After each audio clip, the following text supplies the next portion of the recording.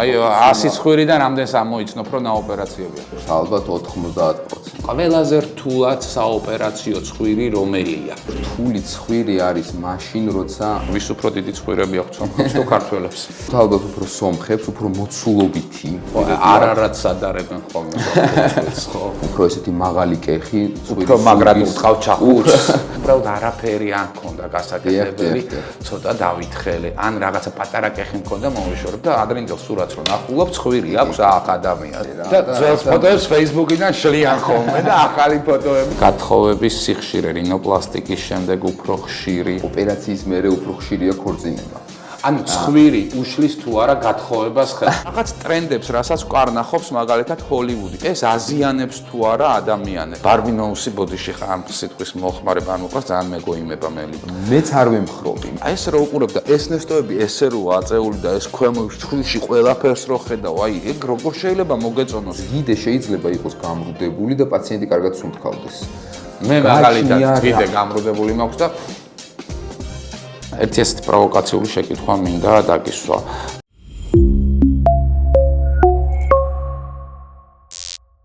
საღამომშვიდობისა, პარასკევის საღამოა და ეთერშია ჩვენი პოდკასტი ექიმი მიკროფონთან. დღეს ძალიან საინტერესო თემა მოგიმზადეთ. ამიტომ გვიყურეთ ბოლომდე და აუცილებლად გამოიწერეთ ჩვენი YouTube-ის არხი.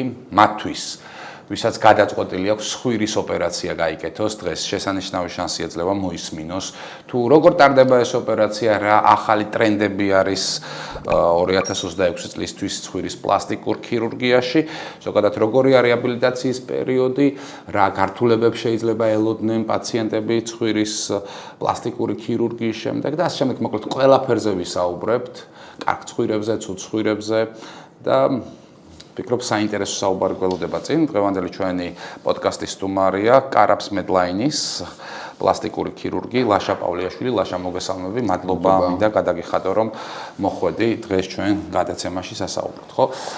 პირველი შეკითხვა შენთან ესეთი მექნება. ყველა ნაოპერაციებ ცხვირს ცნობ რომ შეხედო რომ ის ცხვირი ნაოპერაციებია თუ არის ისეთი გაკეთებული ცხვირი რომელსაც შენი გამოცდილი როგორც პლასტიკური ქირურგის თვალი ვერ შეამჩნევს რომ ის არის ნაოპერაცია. მოგესალმებით პირველ რიგში. ნაოპერაციები ცხვირის ზოგადად ძალიან სპეციფიურია და ყოველთვის რაღაცა მახასიათებელი მაინც აქვს რომ რაღაცა მიხვდე რომ ნაოპერაციებია, თუმცა არის ხოლმე ესეთი შედეგები, სადაც იმდენად ჰარმონიაშია ცხვირი სახესთან, რომ შეიძლება გაგიჭირდეს ამოცნობა, ასე ვთქვათ. აი 100 ცხვირიდან რამდენს ამოიცნობ რომ ნაოპერაციებია? ძალიან ბევრს, ალბათ 90%. იმ 10%-ს? ხო, ეს უფრო პროფესიონალური თვალით, მაგრამ ალბათ ესე პოპულაციაში რომ ყოველდღიურობაში ადამიანებისთვის შეიძლება უფრო ნაკლები პროცენტი იყოს. შენ 90 ნაოპერაციების ცხვირის 90%. რაღაცა დეტალებით კი და ჩვეულებრივი მოქალაქე რომელიც ხო, ის ვერ ამოიცნობს, მაგრამ შენ შეიძლება რომ ნახევარი ვერ ამოიცნოს. ხო, მოკლედ, ანუ ის 10%, რასაც შენ ვერ ამოიცნობ, ძალიან კარგი გაკეთებული ცხვირია? ჩემთვის კი, ალბათ ნიშნავს, იმიტომ რომ ჩემთვის ალბათ პლასტიკური ქირურგია ნიშნავს, რომ იყოს ძალიან ბუნებრივი და საზოგადოებისთვის არ ჩანდეს პირდაპირ და ნომერ პირველ პლანზე არ იყოს სახეში. კეთილი, აი იმ 10%-ში არის შენი ცხვირები? ვფიქრობ კი. იმიტომ რომ ვცდილობ რომ იყოს ძალიან ბუნებრივი და ჩემი მიმდინარეობა ალბათ ეგ არის. აჰა, ძალიან კარგი, იმიტომ რომ მე მაგალითად ძალიან არ მომწონს გაკეთებული ცხვირი, აი ბარბის ცხვირებს რო აკეთებენ გახსოვს, აი რაღაც. კი. სხვა შორის მოდაში არის და მოთხოვნადია. ეს ბარბის ცხვირი კატასტროფაა, ხო, მე ალბათ ესეთი მიდგომა მაქვს მეც რომ პაციენტებს პირდაპირ ვეუბნები რომ ეს არ არის ჩემი სტილი და ცოტა გამიჭირდება. ანუ ცოტა რთული დავალებაა ჩემთვის, იმიტომ რომ რთული თუ უბრალოდ შინაგან კულტურასთან არ მოდის ეს თორე რა უნდა ეხა მოჭრი და ბარბის ცხვირი ექნება. ზოგადად როცა ანატომიურად სრულყოფილად იცი ეს ოპერაცია, რა თქმა უნდა, ყველანაირი ფორმა შეგიძლია გააკეთო, მაგრამ ალბათ მუზები არ მოდის ეგეთ დროს. ცოტა რთულია, მაინც ხელოვნებასთან არის ახლოს ეს პროფესია და ალბათ პაციენტი უნდა მოვიდეს იქ, სადაც ელოდება იმ ქირურგისგან რაღაცა ხელწერას რა. უფრო სწორი ესე იქნებოდა. უყურე რა არის ხელწერა ახსენე და ზოგადად პლასტიკურ ქირურგებს ერთმანეთთან აქვთ კონკურენცია, ხა მოდი ვაღიაროთ და ხშირად ერთი პლასტიკური ქირურგი ჭორავს მეორეს, რომ იმან რა ცუდი გააკეთა და ასე შემდეგ. ანუ შენ ხარ აი ამ კომპეტიშენში შესული სხვა პლასტიკურ ქირურგებთან? ზოგადად ეს ძალიან ისეთი თემა არის, ცოტა რთული თემაა, როცა კოლეგები ერთმანეთზე რაღაც მინუსებს ამბობენ. რამე ისეთი ხო არ თქვი, ნამდვილად ასეა, ხო? არა, არის. ხდება ესე, ხდება. საზოგადო განშტის საგანი ხდება ხოლმე ცნობილი პლასტიკური ქირურგი მეორეს უპირისპირდება სოციალურ ქსელებში და ასე შემდეგ. ხო, ირიბად ანტირეკლამები შეიძლება იყოს, ყოფილა ესეთი რაღაცეებიც, მაგრამ რა თქმა უნდა პაციენტს როცა პაციენტი მოდის შენთან უკვე სხვა ქირურგის ნაოპერაციები და აქვს ძალიან ბევრი კითხვა, მე ვცდილობ რომ პირველ რიგში ის დანარჩენი გართულებებზე გავამახვილო ყურადღება, რაც შესაძლოა ყოფილიყო და რაც ოპერაციის დროს იმ ქირურგის ადგილას უნდა წარმოიდგინო თავი, იმიტომ რომ ყოფილა ოპერაციები, სადაც გამოუვალი მდგომარეობა შეიძლება გაქვს და რაღაცა ის ჰარმონია ვერ შექმნა და ის სრულყოფა ვერ შექმნა, რაც დაგეგმილი გაქვს იდეაში.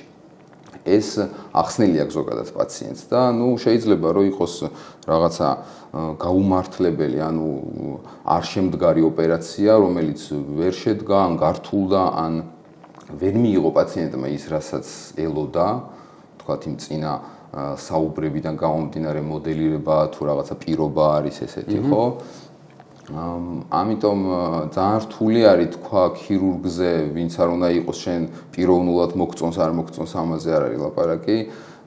ძალიან რთულია თქვა რა პროცესი, რა სირთულის იყო, რა სირთულის იყო და რა რისკები ხო შეიძლება წინასწარ გათვალოს პლასტიკურმა ქირურგმაც და რაღაცნაირად ხომ ცრუ მოლოდინი არ შეუქმნას პაციენტს. ეს არის ძალიან საინტერესო თემა და ძალიან კაი კითხვა არის, იმიტომ რომ ყველაზე მთავარი ალბათ პლასტიკურ ქირურგიაში არის რომ ქირურგმა დაახლოებით ძალიან მაღალი პროცენტით შეაფასოს, ზუსტად შეფასება ძალიან რთული არის მით უმეტეს ქირურგიაში და მედიცინაში, მაგრამ მოლოდინები უნდა შეაფასოს ჯერ ქირურგმა, ანუ ძალიან გულისყურით უნდა მიდგომა ამ ყველაფერს, უნდა ინახოს ანატომია, უნდა სახის პროპორციები, მიმიკური სიმეტრიები და ასე შემდეგ, თანკბილვა და აქედან გამომდინარე უნდა გამოიტანოს ქირურგმა დასკვნა, რომ ეს პაციენტი რა პროცენტით შეიძლება მიაღწიოს და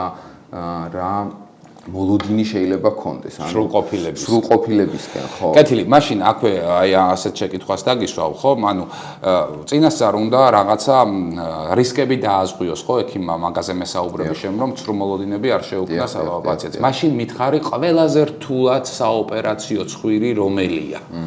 აი ეს არის კეხი თუ ეს არის აი მაგალითად ყველაზე კეხზე უფრო ცუდი არის ხოლმე, როდესაც კარტოფილივი ცხვირი აქვს ადამიანს. კი ბატონო, განვიხილოთ მაშინ ჯერ არანაოპერაციები. ხო, არანაოპერაციები პირველადი ოპერაცია. ესე იგი პირველადი ოპერაციების დროს ძალიან სიფრთხილით ვსინჯავთ პაციენტს, რომ რამე არ გამოგვეპაროს და ყველაზე სირთულეები რაც არის, ეს ჩემი ყოველდღიურობაა და ძალიან ბევრი პაციენტი ჩემი ტვინის ცხვირზე ფიქრობს. ხო. ყველაზე რთული ცხვირი არის მაშინ, როცა ადამიანის სახეს აქვს ბევრი ასიმეტრია. ეს არის ზედაყბის ასიმეტრიები, როცა სასის მორჩი, სასის ძვალი არის პათოლოგიურად განვითარებული, ეს უფრო თანდაყოლილი ანომალიას ბოლომდე ვერ დავარქმევ, იმიტომ რომ იმხელა ანომალია მაინც ქვია, როცა ძალიან ცოტაა პოპულაციაში და საქართველოში არის ძალიან ხშირი, იმდენად ხშირია ზედაყბის ასიმეტრიები, რომ ანომალია უფრო აღარ ქვია, თითქოს ჩვეულებრივი ამბავია, თუმცა სტანდარტისგან გადახრა არის და რაც უფრო დიდია მასშტაბი ამ ასიმეტრიების, მით უფრო რისკი მაღალია. ეს მაქსილაზე საუბრობ თუ მანდიბულაზე შენ? ესე იგი, შეიძლება ორივეც. ორივე. ანუ ზედა და ქვედაყბის ასიმეტრია. ანუ მაყურებლისთვის პაგასაგები რო გახდეს, ანუ ესეთი ტიპები რო არის?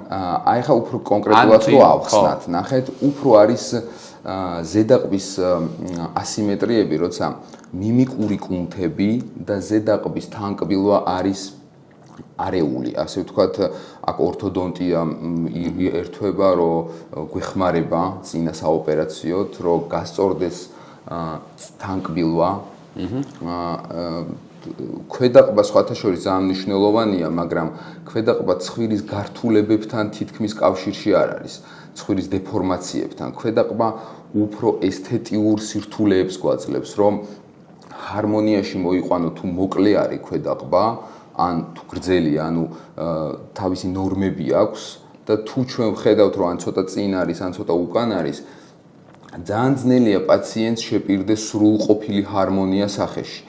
ეს არ ნიშნავს ქირურგიულ გართულებას. ქირურგიული გართულებები უფრო ზედაყბის ასიმეტრიებზე მოდის, როცა მიმიკური ცდომა დიდია, შეიძლება გააკეთო და აუცილებლად უნდა გააკეთო სიმეტრიული და მყარი ჩონჩხი ცხვირის, მაგრამ ეს არის ფიზიკასთან ახლოს არის ძალიან. ყოველდღიურად საწინააღმდეგო მოძრაობას აკეთებს კუნთი და შესაბამისად მიდრეკილება იზრდება, ანუ გართულების დევიაციის და გადახრის გავიგე. მაღალი ალბათობა არის, როცა ზედაყბის პრობლემებია. დღეს საქართველოში ძალიან მაღალი პროცენტი არის ზედაყბის ასიმეტრიების, ამიტომ რთული ოპერაციები გვაქვს ყოველდღიურად თითქმის.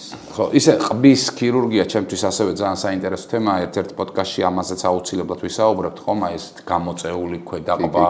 ისე გამოწეულ ქვედაყბას მე ესთეტურად გამოწეული ქვედაყბა მირჩევნია, ის ყბის ქვედაყბის ნაკლოვანება როა ეს უკანდგომა კატასტროფული შესახედია ჩემი აზრით, ხო.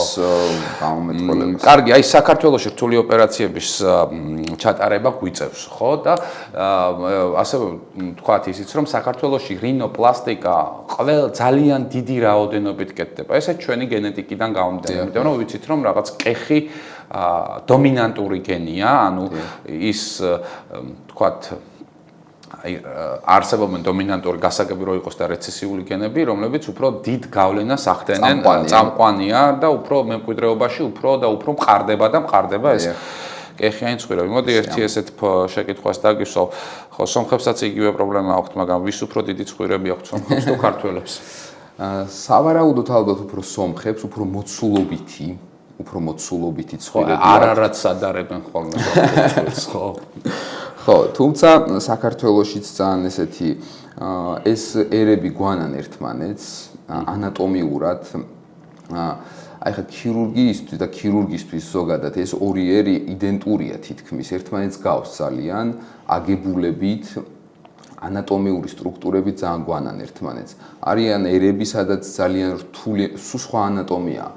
ალბათ შეიძლება ითქვას, რომ რაღაცა სლავური ცხვირი იქნებოდა უფრო რთული ჩვენთვის, ქართველი ქირურგებისთვის, იმიტომ რომ გამოცდილება ნაკლებია. სლავურ ცხვირზე მუშაობა, დიახ, კი, ზუსტად ესეა, იმიტომ რომ სტრუქტურა აბსოლუტურად სხვანაირია, ძვალი აბსოლუტურად სხვანაირია, ანუ ანატომია იგივეა, მაგრამ მოცულობები პატარაა უფრო და უფრო რთული, უფრო ისეთი მინიატურული მუშაობა არის საჭირო. ქართულ გენეტიკაში არის უფრო ესეთი მაღალი კეხი, უფრო მაგრად ურტყავთ ჩახუჩს. ჩახუჩს საბედნიეროდ არ ურტყავთ, უფრო დახვეწილი ესეთი თანამედროვე ინსტრუმენტების წყალობით. ადრე ხო ხმარობდნენ ჩახუჩს? კი. მე რეზიდენტურაში მე ორივე იმას მოვესწარი, როცა ანუ ჩახუჩს ეს უბილასადებდნენ და ბახ და უკაკუნებდნენ და ეს ეს სიზუსტეებს მაინც ვერ იცავს რა, იმიტომ რომ სხვა გზა არ იყო, ეხლა რითი აცილებთ? ეხლა არის ესეთი პიეზოტომის აპარატი, რომელიც რაღაც აცრეულებიერად შემოვიდა და ჯერ ევროპაში და მერე ჩვენთან როგორც ხდება ხოლმე, ცოტა დაგვიანებით, მაგრამ შემოდის და ამან ძალიან დახვეწა რინოპლასტიკა, იმიტომ რომ ძვლის კვეთა ხდება ზუსტად იმ ზონებში, რა ზონაშიც წყვეტს ქირურგი თვითონ. ანუ ძალიან ზუსტი ეს არის ზუსტი განაკვეთი კეთდება, როგორც კანზე შეიძლება ლანცეტით გააკეთო განაკვეთი, ზუსტად ამ აპარატმა ეს ჩაქუჩი ჩაანაცვლა და ეს სატეხი ძვლის და ბევრად დახვეწილი არის. ჩემი სტუდენტობის დროს მე რინოპლასტიკის ოპერაცია ნანახი მაქვს და რო გადაწყვეტილება უნდა მიმეღო რა მიმართულებით წასულიყავი, რო შევედი და ვნახე ეს რინოპლასტიკა, მე ჩაიქუჩის ნაწილი მაქვს ნანახი და თქვი რომ არასდროს არ გავხდებოდი პლასტიკური ქირურგი და თან ხმაც აქვს. ხო, ისეთი. თუმცა მე რო დავიწყე პირველი ნაბიჯები და რეზიდენტურა და სტუდენტობის პერიოდში ზუსტად ჩაქუჩით მიდიოდა მაშინ ოპერაციები. კეთილი. რამდენი ოპერაციის ჩატარება გიწევს დაახლოებით? აი თვის რამდენი ცხვირი გაქვს გაკეთებული, მოდი ესე რომ ვთქვათ. მოკლედ, ზუსტად არ გამიჩვლია, მაგრამ დაახლოებითი სტატისტიკა ვიცი. ბოლო 5 წელია ჩემი ყოველდღიურობა არის რინოპლასტიკა და ვცდილობ რომ ბევრი ოპერაცია არ გავაკეთო, ვცდილობ რომ უფრო ხარისხს მივაწვე და ძირითადი რუტინა ჩემი არის დღეში ერთი ოპერაცია.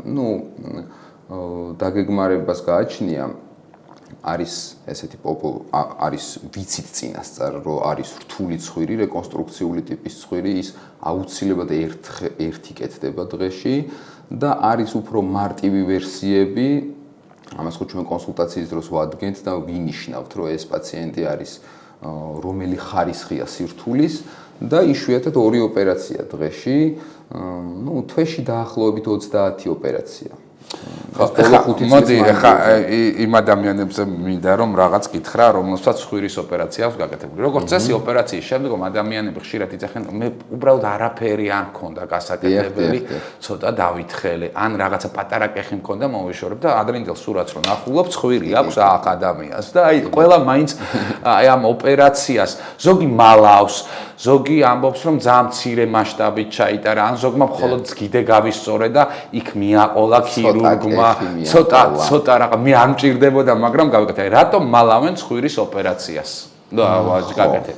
ანუ რამე ხო ნორმალურ ესე არის ჩემს ირგვლივ ძალიან ბევრი ადამიანი. ხშირი არის ესეთი ფრაზები, ხშირი არის და ნამდვილად ზუსტი თქმა ძალიან ძნელი არის რატომ მალავენ, მაგრამ ალბათ ცდილობენ რომ, ჩემი აზრია ეგეთი, ალბათ ცდილობენ რომ თუ ამ წუთას გამოიყურებიან ძალიან კარგად, თქვან რომ არც ისეთი, თქვათ ის მქონდა რაღაცა უარყოფითი მხარე რა. და ძველ ფოტოებს Facebook-იდან შლიან ხოლმე და ახალი ფოტოები, ძველი წარსული ფოტოები საერთოდ იშლება შემდგომ. პაციენტები ზოგადად მცირედი ანუ ეს არის ყველაფერი ადამიანის ტვინზე და თავის შინაგან სამყაროზე. ზოგს აქვს კეხი, მაგრამ ძალიან ლამაზია, მაგრამ მაინც არ უნდა კეხი. რაღაცა ტრენდი არის, რომ მოდა არის, რომ თქვათ კეხი არ შეიძლება, ან არ არის ესთეტიური. არა და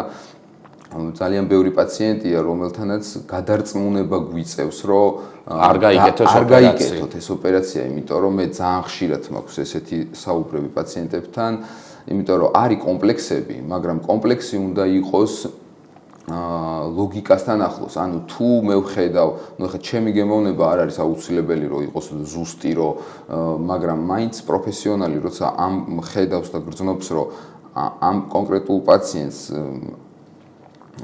კომპლექსის საბაბი აქვს, შეიძლება გაყვე ბოლომდე, უბრალოდ ყველაფერი უნდა აუხსნა. ფსიქოლოგის ჩართვა გიწევს ხოლმე. იცით რა, ფსიქოლოგი წესით ახლა ევროპაში პაციენტი როცა ემზადება ოპერაციისთვის ჯერ გადის ფსიქოლოგთან კონსულტაციებს.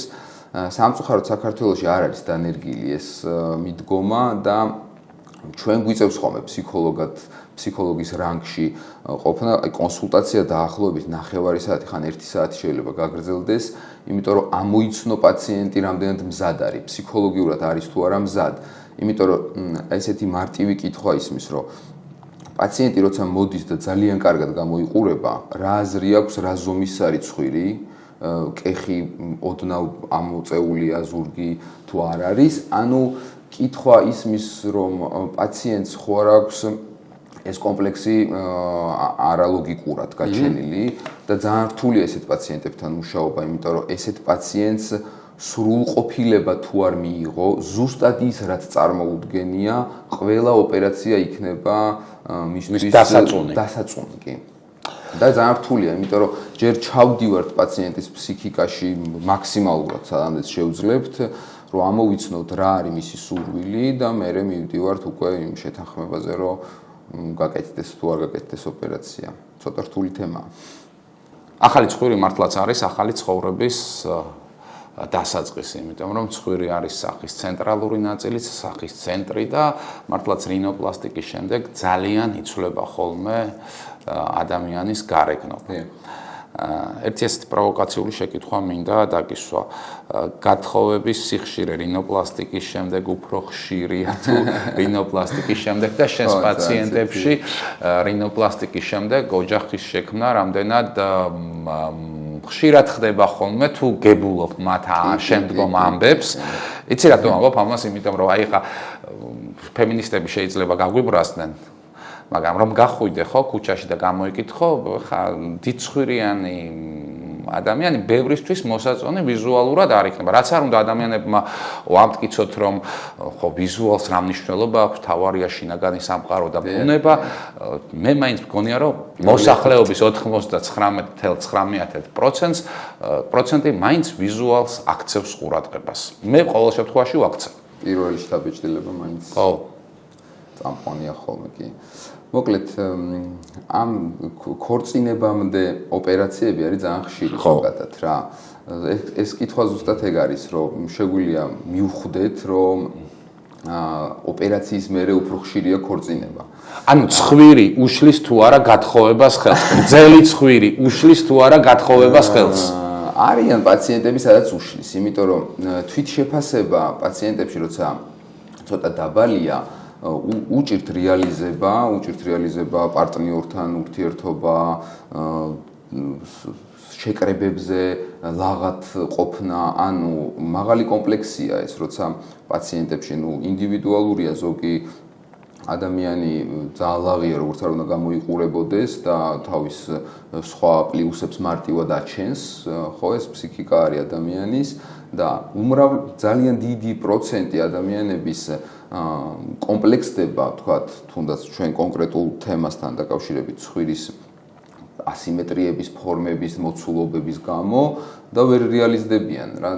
ეს არის სავარაუდო მიზეზი და ჩემთან პაციენტების უმრავლესობა რომ მოდის ამბობს, რომ აი ქორწილი მაქვს, ზოგს უკვე შემდგარი აქვს ეს სიყვარული, მაგრამ ქორწილამდე მაინც უნდა რომ ლამაზად ის სამახსოვრო ფოტოა თუ რაღაცა არის, მაქსიმალურად ლამაზად გამოიყურებოდი. კეთილი. იცი რა მინდა გკითხო, ხო, ეხლა მარტო ქალებზე რო არ ვისაუბროთ, ძალიან ბევრია კაცებიც იკეთებენ ცხვირის ოპერაციას და როგორია თანაფარდობა, ხომ? ანუ ცხვირის გაკეთებული ცხვირების კაცებსა და ქალებს შორის შენს კლინიკურ პრაქტიკაში. მკვეთრი სხვაობა არის, მკვეთრი სხვაობა დაახლოებით 10-1-თან, ალბათ 10-დან 1 არის კაცი. ანუ თვის მანძილზე თუ არის დაახლოებით 30 ოპერაცია, დაახლოებით 3-4, მაქსიმუმ 5 მამრობითი სქესი. აქედან კაცებში უფრო საჭიროება მაღალია. საბედნიეროდ საქართველოში საჭიროებაში რა საჭიროებას გულისხმობ ხოლმე უფრო კომბინირებულ ოპერაციებს, სუნთქვის პრობლემა პლუს ძალიან ესეთი მკვეთრი კეხი, მკვეთრი დეფორმაციები, ტრავმები კაცებში უფრო მაღალია სპორტული აქტივობებიდან გამომდინარე და ეს ბავშვობის წლებიდან გამომდინარე ეს ჩხუბის გამო თუნდაც ხომ ეს დაარტყავ ცხვირის მოტეხვა 90-იანი წლის ბავშვები უფრო აქტიურად ეზოში თამაში და ასე შემდეგ უფრო საჭიროებს ქალებში უფრო ესთეტიური კუთხე მაღალია რომ უფრო ლამაზი იყოს კაცებშიც არის რა თქმა უნდა ესე მაგრამ სტატისტიკა ძალიან ისე არის რა 1-10-თან ალბათ უფრო. არის რამე თავისებურება ტექნიკური ოპერაციის მიმდინარეობისა კაცს შორის? სქესს შორის მიმდინარეობა პრაქტიკულად იგივე არის, უბრალოდ კაცის ანატომია მაინც უფრო მყარია და უფრო მყარ ქსოვილებთან გვიწევს ასე ვთქვათ შესრულება და შეხება და მეტად ბუნებრივობა ალბათ კაცებში, მეტად უფრო მამაკაცური ტიპის ცხვირი. უბრალოდ სტილში არის უფრო განსხვავება რა. როგორ ფიქრობ, აი ბოლო მოდამ ჰოლივუდმა შეცვალა თუ არა დამოკიდებულება, ხო? იმიტომ რომ უყურე რაღაცა პერიოდი ადამიანებს რო უყურებდი, ხომ ეპოქების მიხედვით იყო რაღაცა ცხვირის რინოპლასტიკები კეთდებოდა ერთნაირი, ძალიან ბევრი ცხვირი ერთმანეთს გავდა ხოლმე, ხო? ანუ რაღაცა ერთი ტექნიკა ქონდა ქირურგს არჩეული და აკეთებდა და რაღაცა შტამპივით ერთნაირი ცხვირები მუდმივად გამოდიოდნენ, ხო? აი რაღაც ტრენდებს, რასაც ვკარნახობს მაგალითად ჰოლივუდი, ეს აზიანებს თუ არა ადამიანებს, რას ფიქრობ ამას? ჩემი აზრით აზიანებს, იმიტომ რომ ეს ერთი და იგივე ფორმა და ერთი და იგივე სტილი, ჩემი აზრით ნამდვილად არ არის მოსაწონი. ანუ ჩემთვის ესთეტიური ნამდვილად არ არის, იმიტომ რომ ყველა ინდივიდს თავისი ცხვირი და თავისი ფორმები ეკუთვნის, ჩემი აზრით, ამიტომ ეს მოდის ეს არის უფრო რა, რომ რაღაცა ცნობილი პოპულარული ადამიანი, მაგალითად ანჯელინა ჯოლის ცხვირით ბევრი მოდის ფოტოთი, რომ მსგავსი ახლა მარტო ანჯელინაზე არ არის. ანჯელინა ჯოლიმ საშინელება გააკეთა ტუჩების მიმართულებით, ყველას რომ მაგნაირი ტუჩი უნდოდა და რო დაიბერეს ეს ტუჩები და დღეს საჭმელს რო ჭამენ ეს ძველად გაკეთებული ტუჩის ადამიანი ნორმას გაცდა და ეს საჭმელი რო ერთმანეთზე ეწებებათ, ვეღარ გრძნობენ უკვე სად რა აქვს და საჭმელი პერიოდში აი რაც დადებითი შემილია ვთქვა, მაინც და მაინც აღარ არის ეს მიმდინარეობა და ხალხს უფრო ბუნებრიობა, ანუ რა თქმა უნდა ცვლილება უნდათ, მაგრამ ეს ბარბინოუს არის მაინც ეს პროცენტი, მაინც კატეგორიები არის. უბრალოდ პაციენტი თავარია სწორად მივიდეს იქ, სადაც მიიღებს იმას, რაც უნდა. ხო, ეს ბარბინოუსი ბოდიში ხარ ამ სიტყვის მოხმარება არ მოყვარს, ძალიან მეგოიმება მე ლიჭდით და ხო, ინდივიდუალურია, ცოტა რთული არის ესე თქმა, იმიტომ რომ არის ძალიან დიდი ნაკადია ადამიანების, ვისაც ხელოვნურობა მოწონს, ძველი გამონათქვამია მაინც, რომ გემოვნებაზე არ დავობენ და უბრალოდ მეც არ ვემხრობი. აი ტიპს რო უყურებ ესე პირდაპირ ამ ფასში, ხო? და ეს რო უყურებ და ეს ნესტოები ესე რო აწეული და ეს ქვემოთ ცხვირში ყველაფერს რო ხედავ, აი ეგ როგორ შეიძლება მოგეწონოს, აი არ მესმის. ხო, ბუნებრიობისგან გადახვევა მე არ მომწონს, მეც არ მომხრობი. საშინელება არასდროს, ხო. ვცდილობ მაგიტომ რომ სულ მაქსიმალურად ბუნებრივი იყოს. ისე შენი თქმის არ იყოს, მეც დაახლოებით ნაოპერაციების ცხვირების 90%-ს ვცნობ. თუმცა ხანდახან შეცდომა დამიშვია, რომ ბუნებრივად ისეთი ცხვირი ქონია და მithქვია, რომ ნაოპერაციები გაქვს და არა. კი. როდესაც რინოპლასტიკებზე ვსაუბრობ და აუცილებლად მინდა ვისაუბრო მე ამ ქვეყნის წარსულზე, იმიტომ რომ ამ ქვეყანას ყავდა ძალიან ცნობილი პლასტიკური ქირურგი, სადაც მთელი საბჭოთა კავშირის მასშტაბით ჩამოდიოდნენ თბილისში ადამიანები და იკეთებდნენ ცხვირს. მე მინდა წოპეზე ვისაუბროთ, რომელმაც მართლაც ამ მიმართულებით ძალიან დიდი ეპოქა შექმნა. რას მეტყვი მის გაკეთებულ ცხვირებს?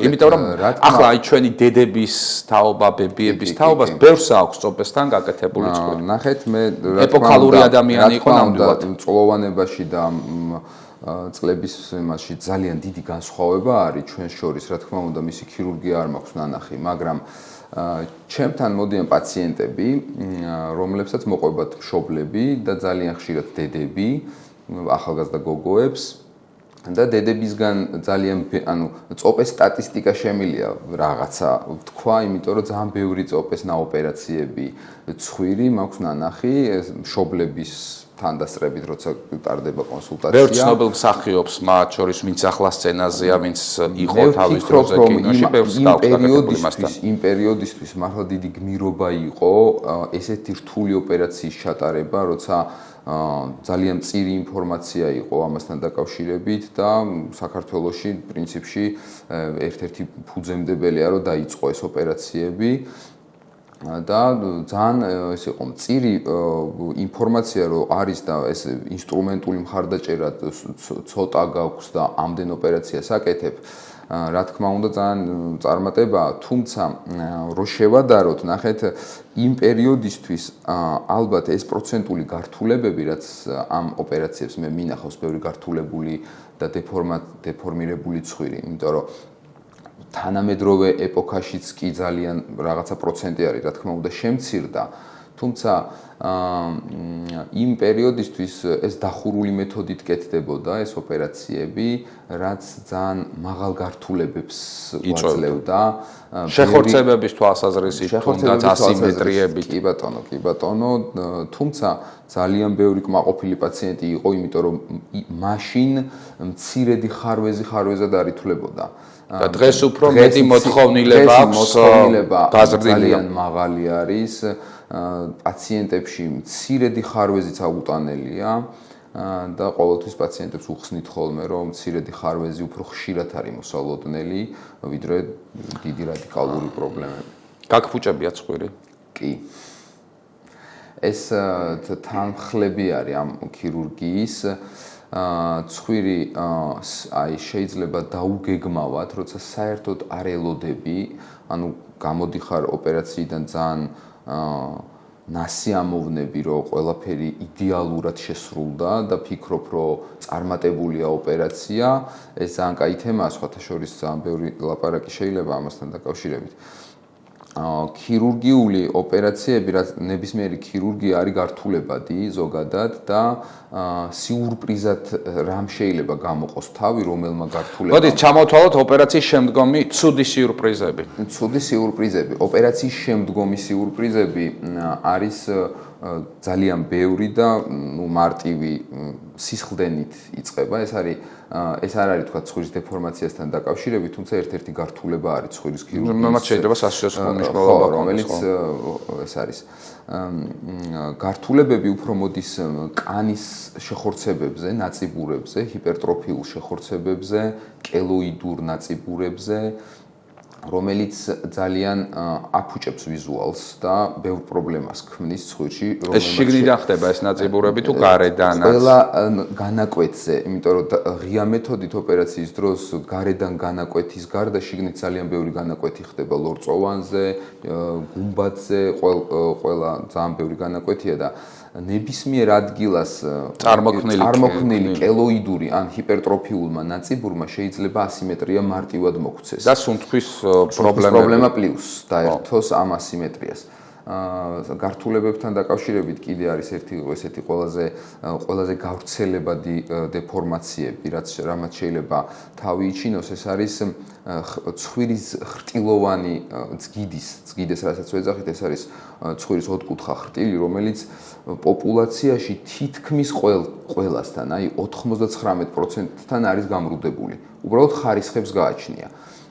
თუ პაციენტს აქვს რადიკალური გართული გამრუდება, ანუ დევიაცია არის მეორე, მესამე ხარისხი ან მეოთხე ხარისხი, რაღაცა რთული გამრუდებები არსებობს, ესეთ პაციენტებთან უკვე ელოდები, რომ შეიძლება თავი იჩინოს შემდგომმა დეფორმაციამ, იმიტომ რომ ხრტილი არის როგორც ზამბარა, ესეთი რო წარმოვიდგინოთ. და კუნთები რო ახსენე თავში, რომ შეიძლება კუნთი პლუს სხვა დამხმარე ეს არის ცუდი უარყოფითი მხარისკენ.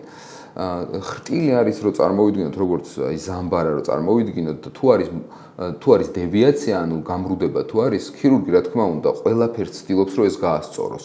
თუმცა ეს არის ქსოვილოვანი მიდრეკილებები დაუბრუნდეს თავის ფორმას და წარმატებული ოპერაცია არის აი ამ ძალას უნდა აჯობო რაღაცა მექანიზმებით, ბერკეტებით და ეს ბერკეტი არის ტამპონი მაგალითად. ეს ბერკეტი ერთ-ერთია ტამპონი, მაგრამ შესრულება ქირურგიული არის უფრო სხვა, ეს არის გადანერგვები, გრაფტები ქვია, რომელიც ხრტილოვანი პატარ-პატარა ფრაგმენტები, რომელიც შეიძლება ნეკნიდან აიქნეს აღებული. მაგრამ თუმცა ცხვირში არის, როცა პირველადი ცხვირი კეთდება და არ არის ნაოპერაციები, იქიდანვე შეიძლება არ არის დეფიციტი ხრტილოვან-ძვლოვანი მასალის, თითქმის 99%-ში ცხვირიდანვე ხდება ამ მასალის მოპოვება და ეს ოპერაციის დროს უნდა დაგეგმოს ქირურგმა. ეს თითქმის ყოველთვის დაგეგმილად არ ხდება. სადაც არის სისუსტე, რაღაცა ქსოვილის იქ უნდა დაამაგრო, გაამყარო კარკასი, რომ არ მიიღო. და რეაბილიტაციის შემდგომში აქვს ძალიან დიდი მნიშვნელობა, ბუნებრივია, ხომ? აი ტამპონი ვახსენეთ და აი ძველად იყო ხოლმე მარლის ტამპონები, რომლებიც იყო საშინელება და მათი გამოღება იყო ძალიან რთული და ცხვირის ოპერაციის შემდგომი ტკივილი ისეთი ტრამული არ იყო და ტკივნეული როგორც ამ ტამპონის გამოღება და თან საკმაოდ გრძელი ტამპონები იდებოდა, ხო? სხვათა შორის დღემდე დარჩა როგორც ფობია ადამიანებში, მარტივად წყვეტენ ოპერაციას უფრო და ოპერაციის მერე ტამპონი დაახლოებით 3-4 დღით რჩება ცხვირის ღრუში და ბოლო პერიოდი უკვე შფოთვა ეწყებათ, რომ ტამპონის გამოღება, თუმცა უხსნით, მაგრამ მაინც ის ძველი ახსოვთ, ხო? ძველი გადმონაშთი. იმიტომ რომ მაშინ ძალიან ეტკინათ და მონაყოლებიდან იციან, ხო? და ატრიგერი ფლეშბექია. ეს იგივე ანესთეზიაზეც. ძველ ხანაში ანესთეზია იყო, რა თქმა უნდა, ბევრად გართულებადი, ბევრი პრობლემები იყო სასიცოცხლოდ და ყველანაირი კუთხით. დღეს ეს ძალიან დაიხვეწა და ადამიანის სიცოცხლე ძალიან დაცულია, თუმცა ეს შიშები მაინც რჩება. ტამპონი ამიტომ ერთ-ერთი ძალიან აუცილებელია და ეს არის სილიკონის ძალიან ისეთი მსუბუქი, ძალიან პატარა ზომის, რომელიც აი პაციენტს რო ამოუღებ თუ არ შფოთავს და თუ წინასწარ არ ელოდება რომ უნდა ეტკინოს, ხანდახან ვერც იგებს რომ ამოვიღეთ და უფრო ელოდება რომ უნდა ეტკინოს, ხო? ახლა რა მინდა კითხოთ, აი ეს ოპერაციის შემდგომი ეს სილურჯეები თვალბუდის არეში, ხო, ცხვირის არეში, აი რამდენ ხანში გადის ხოლმე ზოგადად? მოკლედ, ეს თანამედროვე რინოპლასტიკაში ესეც ძალიან დაიხვეწა. წეგან ვილაპარაკეთ, რომ ეს ჩაქუჩით ოსტეოტომიები ამოღებულია და არის თანამედროვე აპარატურები, რომელმაც ძალიან შეამცირა ინვაზია და ქსოვილების დაზიანება ძალიან მინიმალური გახადა, რის შედეგადაც ფაქტიურად ჩალურჯება არის ძალიან ცოტა. ანუ ჩემ პაციენტებში თუ არის ჩალურჯება, უკვე გვიკვირს რომ ჩალურჯება, იმიტომ რომ ძალიან იშვიათი არის დალურჯებები, თუმცა შეშუპებები თვალბუდეების და მიმდებარე ქსოვილების, რა თქმა უნდა, არის, რაც უფრო სქელია კანი და დერმა უფრო სქელი მოცულობითია, მით უფრო შეშუპებადი არის ესეთი ქსოვილები. თუმცა პაციენტები მეოთხე დღეს როცა ტამპონს ვიღებთ, უკვე უკუქცევა დაწყებულია აშკარა და შეშუპებები ფაქტიურად აღარ არის. დაახლოებით 2 კვირის თავზე, 10-დან 14 დღის თავზე ვხსნით თაბაშირს და ყველა იმ ძაფს თუ ფიქსატორს, რაც კიცხვირში არის გამოყენებული და პაციენტები ფაქტიურად ვეღარ შეატყობთ ვერანაირი იარას, ასე ვთქვათ, ვერც შეშუპებას, ნუ ჩალურჯებას მით უმეტეს.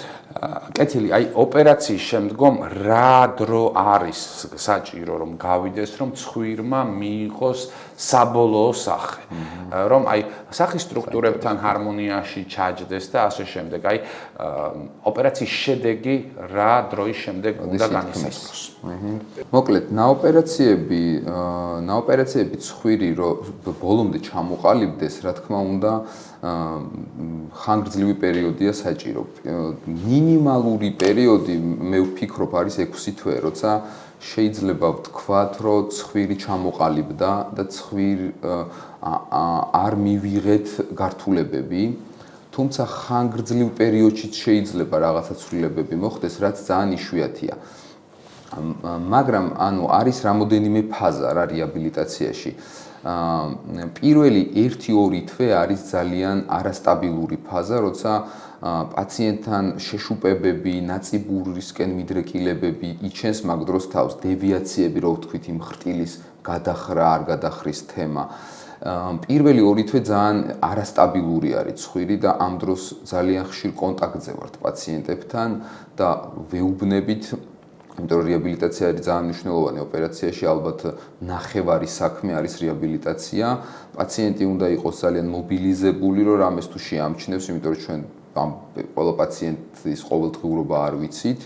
უნდა იყოს აუცილებლად ექიმთან კონტაქტზე, იმიტომ რომ პირველი ეს თვეები არის ძალიან ბევრი მოსალოდნელი გართულება შეიძლება მოხდეს, ამიტომ სისხლენა ვახსენეთ კიდევ რა. სისხლენა უფრო პირველი 2 კვირის მანძილზე. აი რას უნდა მიაქციონ ყურადღება, მოდი ეს სიმპტომებიც ჩამოთვალოთ თუ. აი პაციენტი, როდესაც ნაოპერაციებია პაციენტი და თაბაშირის მოხსნის დროს ნახულობს და თაბაშირის მოხსნის დროს ცხვირის შეშუპებები იმდენად არ არის, იმიტომ რომ კომპრესირებული არის ქსოვილები და რომ მოვხსნით თაბაშირს, დაახლოებითი რელიეფი ვიცით ცხვირის როგორია და პაციენტს ეძლევა რჩევები, რომ თუ რადიკალური ცვლილება, ანუ სიმეტრიულად შეშუპება, რომ ცხვირი ოდნავ მოცულობაში იზრდება, ეს არ არის საგანგაშო და ეს ბუნებრივია.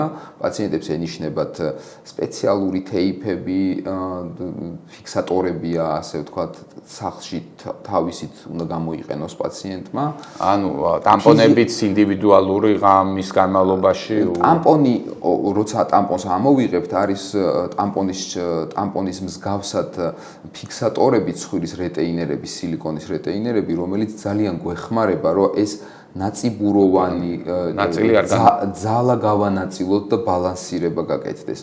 ჩვენ ამას რამდენი ხანი იყენებს პაციენტი? ზუსტად პირველი 2 თვე, როცა არის ყველაზე არასტაბილური მდგომარეობა და თუ პაციენტი ამ დროს ამბობს, რომ რაღაც ასიმეტრიულად შეშუპდა, რაღაცა გამოიბერა, რაღაცა გაწითლდა, ანუ ამას სულ ჩვენ კონტაქტზე ვართ, ჯერ პირველადი ვიზიტამდე არის, რომ ფოტო, ვიდეო მასალა, რომ ესე არის, ხო, დამხმარე ვინც ყავს, იმას უგზავნიან ისინი, მერე ჩვენ გვაჩვენებენ და წყდება, რომ ეს პაციენტი არის თუ არა საყურადღებო და დროულად არის თუ არა ჩასარევი ეს, თქვა და რაც უფრო მალე ჩაერევი, უკეთესი პროგნოზია. რაც უფრო მალე ჩაერევი, მით უფრო უკეთესი პროგნოზია და საბოლოოდ რომ ვთქვათ, რომ შევაჯამოთ ეს ყველაფერი, დაახლოებით 1 წელი როცა გავა, ვამბობთ, რომ ცხვირს არაფერი აღარ ემუქრება. გარდა მაინც დავამატებდი გარდა რუჯისა და მზის სხივებისა, რომელმაც შეიძლება ცხვირი 1 წლის მერეც დააზიანოს. რა მექანიზმია ეს? ეს არის მექანიზმი, როცა ნაწიბური შეიძლება ჰიპერტროფიული გახდეს დამწრობისგან და მზის მაღალი სხივებისგან. ყოფილა მერვე თვე, მე-10 თვე პაციენტს მიუღია სოლარიუმი, მიუღია რუჯი და მერე დაწყებულა ჰიპერტროფიული ზრდა ნაწიბურის, ამიტომ ძალიან საშიშია და სულ მოუწოდებთ ხოლმე, რომ ყველაზე ხანგრძლივი შეზღუდვა პაციენტისთვის არის რუჯი. ვარჯიშს მაგალითად 4 თვეში, 3 თვეში თუ იწყებს პაციენტი, რუჯს ვერ გაეკარება დიდ ხანს. რამდენი ხანი?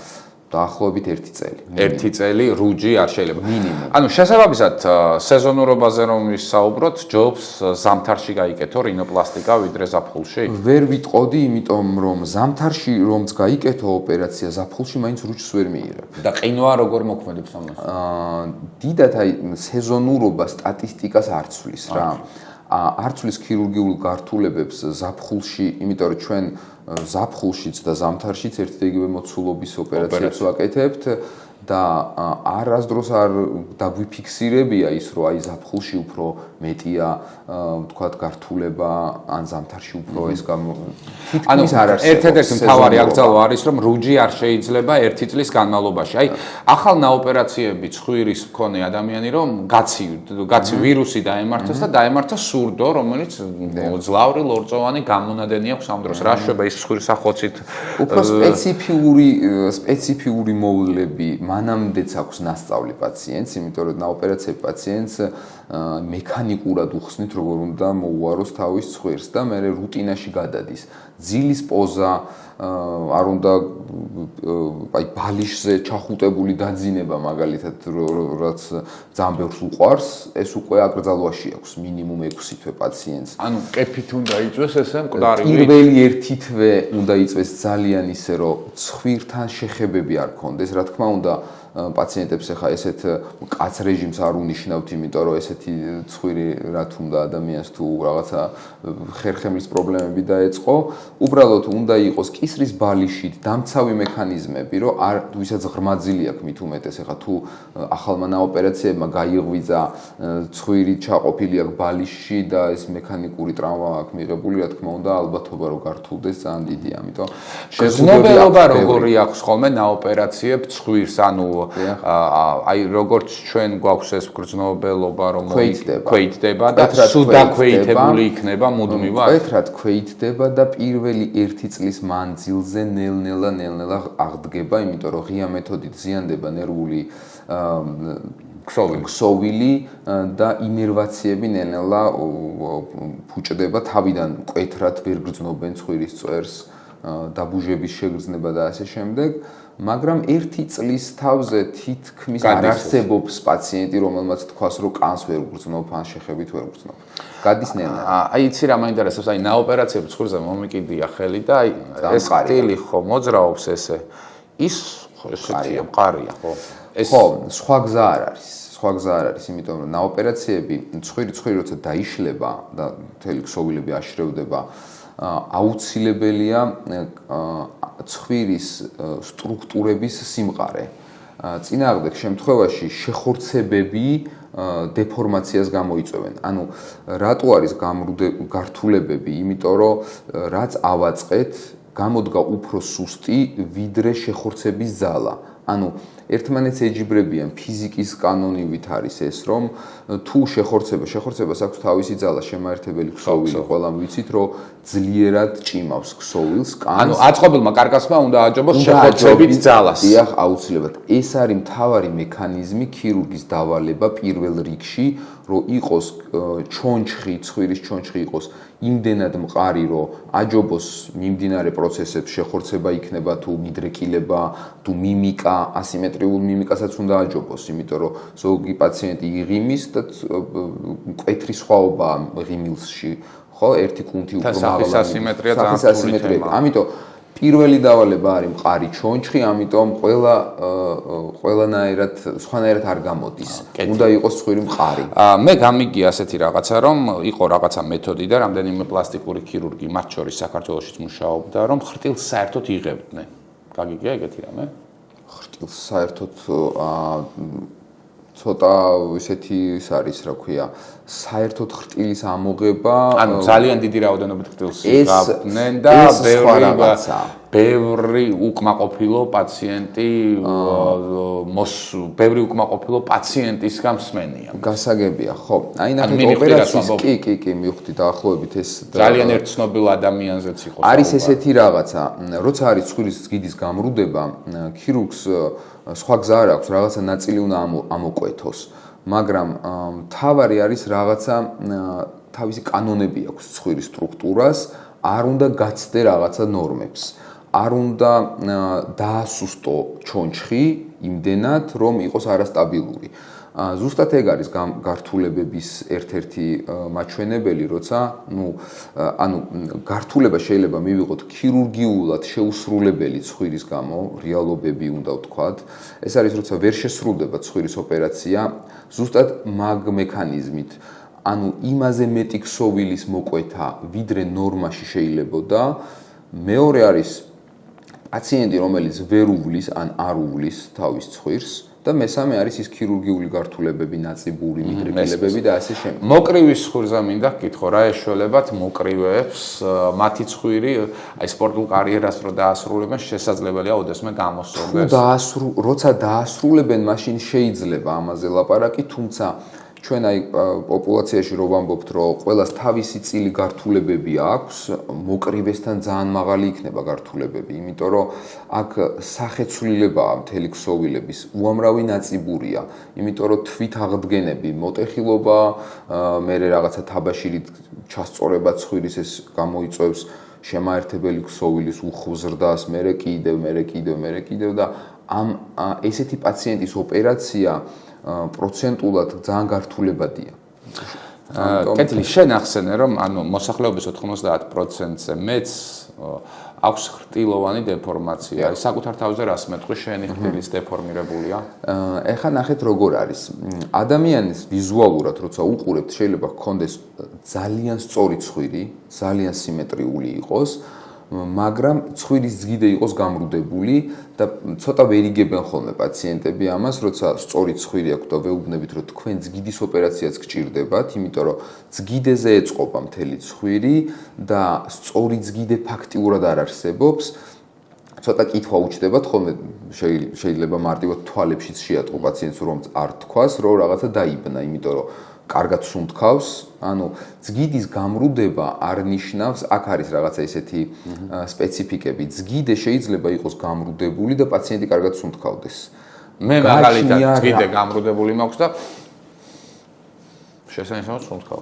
შესანიშნავად სუნთქავთ, იმიტომ რომ ეს გამრუდება არ კეტავს ჰაერსავალ გზას. მაგრამ თუ თქვენ დაგჭირდებოდათ რინოპლასტიკა, ეს გამრუდება აუცილებლად უნდა გასწორდეს.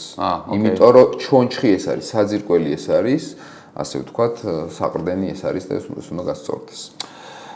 ლაშა, რა მინდა კითხო იცი, რომ აი სარკესთან დაკავშირებით პირველი ემოციები ყველაზე ისეთი რა გინახავს შენს კლინიკურ პრაქტიკაში, როდესაც აი პირველად იღებს თაბაშირს და სარკეში იყურება ადამიანი. ხო, ეს ძალიან ისეთი ემოცია ხოლმე ქირურგისთვის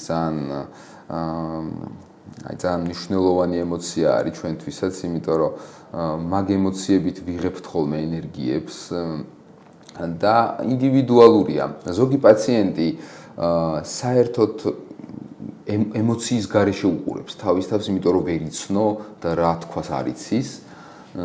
ზოგი პაციენტი არის, რომ ბოლო ხმაზე ყვირის, მართლა ბოლო ხმაზე ყვირის და ჩვენ გარშემო ვიცინით ხოლმე, იმიტომ რომ ეს ემოცია რაღაცით უნდა გადაფარო, რომ ყველა ყვარი ყვირებს და ჩვენ ესე სიხარულით გვეცინება ხოლმე, რომ აი ბოლო ხმაზე ყვირიან პაციენტები და ეს ძალიან ემოციურია და ყველას რო ეხუტება გარშემო და რაღაცა ესეთი ეს ძალიან დიდი ენერგიებია, ამიტომ ინდივიდუალურია, ზოგი გამოხატავს, ზოგი ვერა, მაგრამ პირველი ეფექტი ზოგჯერ უარყოფითიც არის სამწუხაროდ, ამიტომ არის რომ ოპერაციამდე სანამ პაციენტს ამ ოპერაციას გაუკეთებ, უნდა აუხსნა ძალიან კარგად ფსიქიკა უნდა დამუშავებული იყოს და მომზადებული უნდა იყოს, რომ სხვა ადამიანი ხდება და უნდა ელოდებოდეს ამ ყველაფერს, იმიტომ რომ შეიძლება და უმრავლეს შემთხვევაში პაციენტი ბევრად კარგად გამოიყურება, მაგრამ არ მოწონს.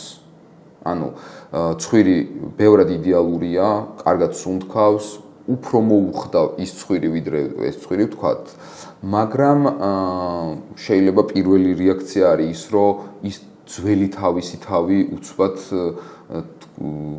უფრო მოეწონა, ის ძველი თავისი საწყისი ანატომია, ამიტომ ძალიან ისეთი ის არის. ემოციები ეგეთი მრავალფეროვანია. კეთილი, ბოლო შეკითხვით მინდა მოგმართო. ზოგადად, ვინც რინოპლასტიკას მიმართავს, ადამიანების უმეტესობა ნაკლებად უყურებს ფინანსებს. ხო, არის ერთ-ერთი გამსაზღვრელი ფაქტორი, რომ შეიძლება მივიდეს სადაც უფრო რაღაცა უფრო ნაკლები ფასი ღირდეს და გადაიხადოს, მაგრამ მაინც უმეტეს შემთხვევაში ეძებენ კარგ ოპერატორს, კარგ ქირურგს, დიდი გამოცდილების მქონეს. როგორ მოიპოვენ დობა პაციენტების, იმიტომ რომ კონკურენცია საკმაოდ მაღალია და შენი პირველი რინოპლასტიკა რო გაიხსენო, აი როგორ მოვიდა შენთან პაციენტების ნაკადი? ხო, ძალიან ისეთი კითხვა არის. აი ჩემთან ერთად ვინც დამწყებები და რეზიდენტები ჩემთან ერთად არიან ხოლმე, სულ მაგას ეს კითხვა იმათაც აქვთ ხოლმე და ვცდილობ რომ გავიხსენო და როგორ დავიწყე. სანამ ჩემი აზრით, სანამ ქირურგი ამ ხელა პასუხისმგებლობას დაიწყებს, ძალიან დიდი შრომაა საჭირო. დაუღალავად უნდა იდგე ესეთ ოპერაციებზე, როგორც ასისტენტი და ძალიან ბევრი ოპერაცია მქონდა მანამდე ნანახი და მონაწილეობა მიღებული ასისტირებით სხვადასხვა ქირურგებთან, რამაც საბოლოოდ რამოდენიმე წლის მერე ჩემ თავში მიმახვედრა, რომ მე უკვე შემიძლია ეს ოპერაცია, თუმცა პირველ ოპერაციებს არასდროს ესე თვით რწმენით არ უნდა გაყვე, ჩემი აზრით და ესეც მოვიქეციმე, იმიტომ რომ პასუხისმგებლობა ძალიან მაღალია ესეთ დროს ადამიანის სახესთან არის ლაპარაკი, ეს არ არის რაღაცა თმის შეჭრა ხო, რომ მე გამოსწორებადი იყოს, ამიტომ ყველაფერი გამოსწორებადია ისე თქვა, თუმცა ცხვირი ძალიან რთულია, შეიძლება ჩიხშიც მოექცე, რამოდენიმე ოპერაციის მერე თუ არ გამოსწორდა. ამიტომ ეს პირველი ოპერაციები დავიწყე ისეთ ადამიანებთან ერთად, ვისაც უკვე გამოცდილება ჰქონდა და რამოდენიმე წარმატებული ოპერაციის მერე ნელ-ნელა მივხვდი. მათი კურატორობის ქვეშ ალბათ. მათი გვერდზე დგომის ქვეშ. რომ რაღაცა რო ყოფილიყო, რომ ეს იყო ჩემი დაზღვევა და პაციენტის დაზღვევა პირველ რიგში, იმიტომ რომ პაციენტი არ იწირება, რაც არ უნდა ხდებოდეს, ყველაფერი უნდა გავაკეთოთ იმისთვის, რომ პაციენტმა მიიღოს ის, რასაც ვეუბნებით, რომ უნდა მიიღოს. ესე ხდება მედიცინა, ესე ვითარდება, ყველა დამწყები ქირურგი იწყებს პროფესიონალთან ერთად ოპერაციებს. რამოდენიმე ოპერაციის მერე უკვე როცა მყარად ხარ საკუთარ თავში იწყებ შრომას და არ ვიცი როგორ მოხდა ეს ყველაფერი იყო ეს სოციალური ქსელები ძალიან ისეთი არის ვირუსულად ვრცელდება რამოდენიმე ჩემი ნაოპერაციებმა პაციენტმა სადღაც დაპოსტა რომ აღმოვაჩინე ქირურგი რომელმაც ძალიან რთული ცხვირი იყო ნამდვილად და ეს მახსოვს ეს ჩემი პაციენტი რომელმაც ძალიან აქტიურად დაიწყო რომ აი აღმოვაჩინე ქირურგი რომელმაც ძალიან რთული ცხვირი გამიკეთა ნუ მართლა ძალიან ისეთი კარგი შედეგი იყო და ნაბიჯები ესე იწყება ერთ მოყავს მეორე მესამე თავარი არის რომ არ უნდა უმტუნო პაციენტს და მაქსიმალური უნდა დადო თუმცა გართულებებზე ვილაპარაკეთ და სამწუხაროდ რაღაცა პროცენტი ოღონდ ეს უნდა იყოს ძალიან დაბალი პროცენტი უნდა იყოს და გართულებები ხა მედიცინაში ნებისმიერ პანარით აღმოფხვრადი უნდა იყოს და უნდა ქირურგს შეეძლოს თავისი პასუხისმგებლობით განმეორებითი ოპერაციის და ასე შემდეგ პაციენტის ლაშა, ძალიან დიდი მადლობა მინდა გადაგიხადო. ძალიან გულწრფელი საუბარი გამოგვივიდა, ვფიქრობ და ბოლოს მე ნანახი მაქვს შენი გაკეთებული ცხვირები და მომწონს, იმიტომ რომ ძალიან ბუნებრივია. და ბუნებრიობა არის ჩემთვის ერთ-ერთი მთავარი და მნიშვნელოვანი განსაზღვრელი კომპონენტი. ხო, მადლობა ამ საუბრისთვის. ლაშა პავლიაშვილი, კარაფს მედლაინის პლასტიკური ქირურგი იყო დღეს მიკროფონთან. ჩვენ ერთი კვირით გემშვიდობებით. მე მინდა გთხოვოთ, რომ გამოიწეროთ ჩვენი YouTube-ის არხი. შენს პაციენტებსაც უთხარი, რომ გამოგიწერონ და დაგვალაიქონ. კი, აუცილებლად.